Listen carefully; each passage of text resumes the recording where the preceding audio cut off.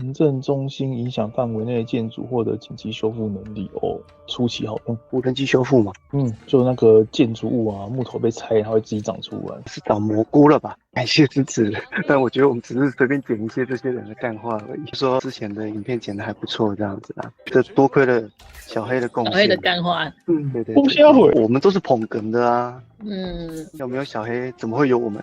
是不是？有黑哪里会有我们？我也不想你礼貌。有人问我们说，哎呀，是不是可以去打玩家？好像没有特别想打玩家，因为Love peace 啊，我们爱好和平。有吗？没有，如果有核弹的话，我会跟他讲说爱好和平这种东西，炸就对了。和平主义者没有，我只是不想下班之后还这么累而已。啊，对啊，打玩家是一件蛮辛苦的事情。大家拍下那个小孩子丑陋的样子，有没有？在他们结婚典礼的时候放出来，变成 jumping scare。有啊，那个我的手机现在每天都是满的然后里面没有他正常的照片。满黑历史，不只是我老婆有，我自己也有超多。我那个量绝对大到可以放到他以后退休。对啊，还有他之前的梗图，有没有？做奈的那个贴图都是用他的丑脸做的，他以后感谢我们，把他从小记录他的一切，然后讲说我好开心啊，爸爸妈妈这么爱我。然后我记得结婚的时候，我爸妈有一度想要放我小时候的裸照，为什么？没有就好玩啊。这不像是你父母会干的事情。这个最后就被制止了吧？然后那个所有的亲戚，然后看到辣眼睛哦，这道菜还没吃就觉得很辣。哎呦，怎么那么小一条？不是啊，靠，就叫什么？我说海参，海参崴嘛，桌上的海参怎么？桌上的海参崴，说他会吐东西出来就对了，女人哦。哎，到底在说什么？糟糕！哎呦，这佛跳墙的海参怎么那么小一条？这样错了吗？你可以不要在这个话题上面继续了吗？大家尴尬不好。他说我们刚才聊天的内容非常的车速快，对，这车速算慢了。对对。然后他说这不是直播吗？那我来告诉你，因为没人看呢、为什么敢讲？因为没人看呢、我们还知道丢脸，有很多人看，我们就不讲了，好不好？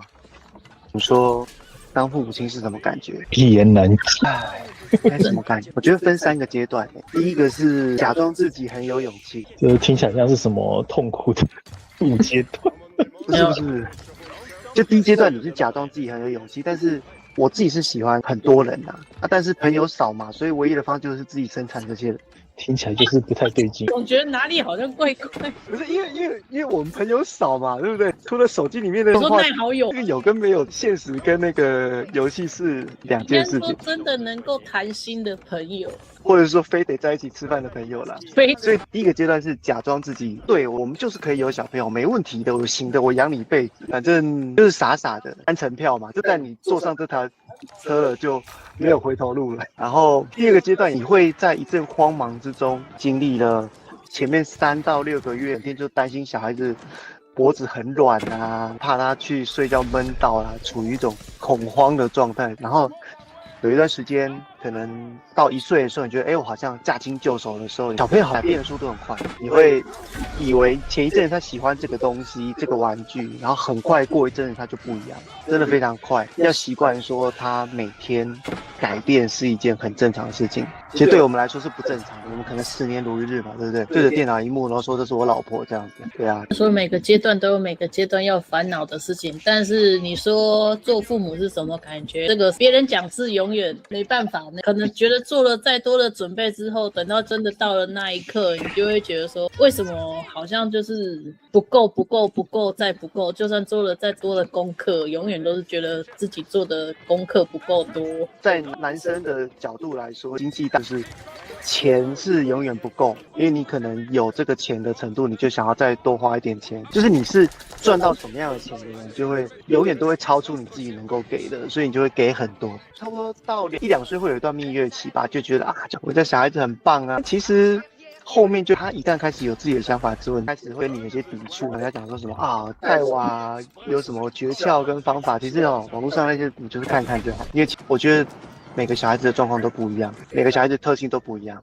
然后小孩初期的时候，当然就是身体累嘛，然后再来就是心累，然后在我们这个阶段是身心都累。刚开始的时候，其实是你整天很紧绷嘛，他睡个觉你都怕他闷死，夸张，他翻个身把脸闷在棉被下面，就很怕他没呼吸。晚上就是翻开被子按一下，然后你又怕吵醒他怎么办？结果就是在那种灯光昏暗的情况下，然后看他胸部有没有起伏。如果问那些就是已经带到4、5岁的人，就说没有啊，就这样啊，他也忘记了。其实哪有忘记，只是大家不想想起来。只是大家不想想起来而已。对啊，再生第2胎你就会想起来了，对不对？就这么简单啊。我觉得第2个阶段就觉得自己已经得心应手，事实上没有。那第3阶段的话，面临他有自己的主见，然后你会觉得他很难管理。可是有时候忙了一天，回头看又觉得说，其实他就只是表达他想要的嘛，那只是跟你想要的是完全不一样。我觉得第3阶段就是一种好像在跟一个非常本我的一个个体，而且那不是你能够100%控制的。或许只有他睡着的时候，有没有夫妻俩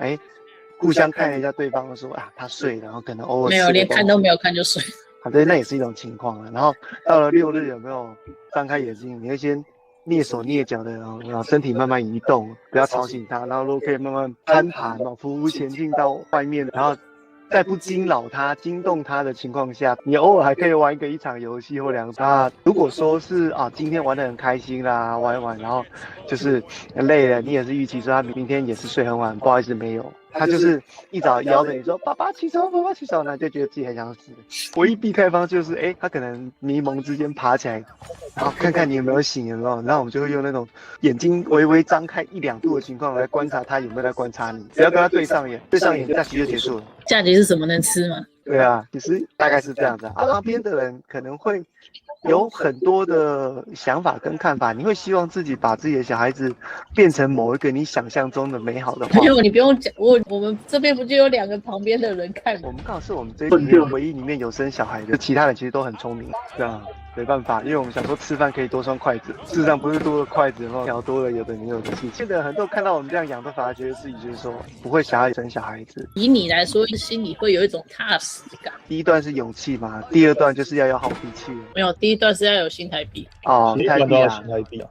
新台币多少会影响你可以做多少事情，然后再就是后援啊。对啊，有人帮你分摊，有时候你少请一个假，其实就已经至关重要。新台币就很简单啊，当初其实就是去贷款贷了50万啊。没有啦，我们比较特殊啦，因为我还有安胎。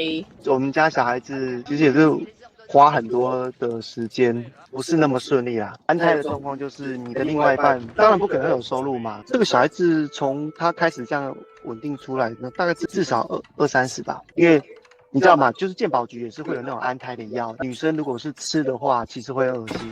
用塞的话又容易尿道感染，怀孕期间如果尿道感染的话，其实你就知道很可怕。那所以我们其实都是自费药，但自费药就是2个字贵，不对1个字很贵，叫1个字，再叫1个字很贵。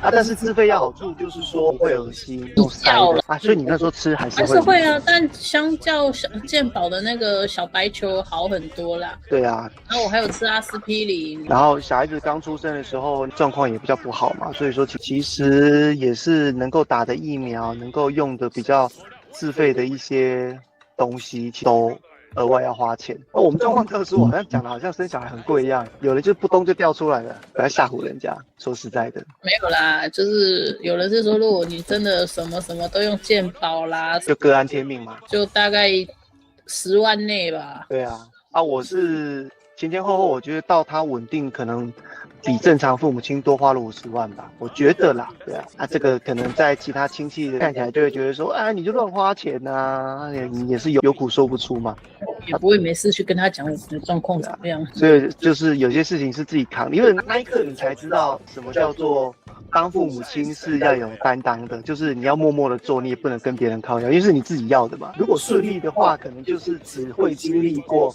小孩子照顾让你很累，跟他孩子有一些来回的教育的一些议题。只是像我们这种为什么会额外花很多钱要给小孩子，是因为这小孩子安到他生出来是得来不易，所以我们其实额外花了很多比较贵的东西。现在这个阶段就是小朋友比较稍微叛逆一点吧，叛逆在旁边也就看起来就觉得哇，小孩子好像很难生、很难带、很难养。当然会有老一派的跟你讲说，我们那个时候小孩子就这样子养就大了，其实没有嘞，这个是要看什么环境啊。那时候随便放着国民教育，然后去上班，也不会说他们以后养不起。你现在如果给小朋友多一些资源的话，他就出来之后，他大概就是以后等着你死掉之后接你的房子而已，你大概也不用期待他。就是你真的经历过并且克服了这些事情之后，你就会觉得自己真的长大，至少你有能力去处理这些事情，是对为人父母。另外说一个观点啊，在国外去讲说，如果小孩子怀孕的时候留不住啦，或是什么状况，就是因为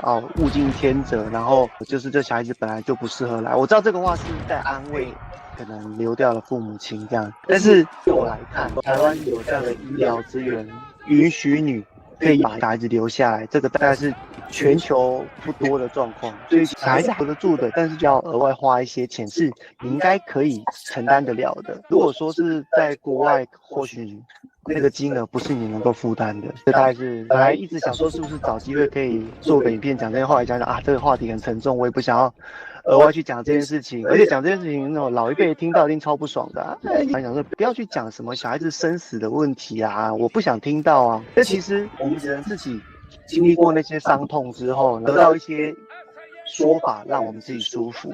那当然后面花了很多钱让现在这个小宝贝出生了，其实这对我也就是最大的成就。所以有人问我说，你为什么要用那什么水凝的，不是水泥的啦，水凝的尿布这么贵啦，为什么要喝起布这么贵？就是因为这小孩子我们当初要他来是非常得来不易的，只有在台湾才有这种就是医疗资源可以让你把可能其他国家原本留不住的小孩子留下来。台湾在这一件事情上真的很厉害。我必须讲说，我们虽然在长庚被关了3天了，但是台湾的医疗真的很厉害。以前缴健保费的时候就堵乱说为什么要健保费要增加？但是后来怀这个小孩子，生这个小孩子，真的很感谢有健保这个制度，不然这小孩子你也别想生出来。说真的，我也不知道今天讲这个话之后有人听到之后谁又不爽，又很忌讳，不知道要得罪多少，还不如就是老老实实的玩玩游戏，然后聊聊天就算，怕到时候被人家延上什么的，我也不希望啊。我本来就是一个小频道，玩个游戏偶尔聊聊天就好了。对，你没说错，我的直播就只有他看而已，我们不怕老人家的问题。老人家也没在看这个，不好说。FB 都加我好友，他们加你好友，但是不会看你世纪帝国。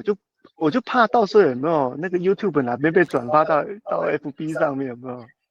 靠，然后就转说你来讲的是能改变什么吗？讲了只是让父母亲更难受、更担心你。在那个当下，你已经很累很烦了，然后你还要再安抚他们，对不对？就已经就像刚才小孩讲的，下班就下班了嘛，还要再处理其他事情。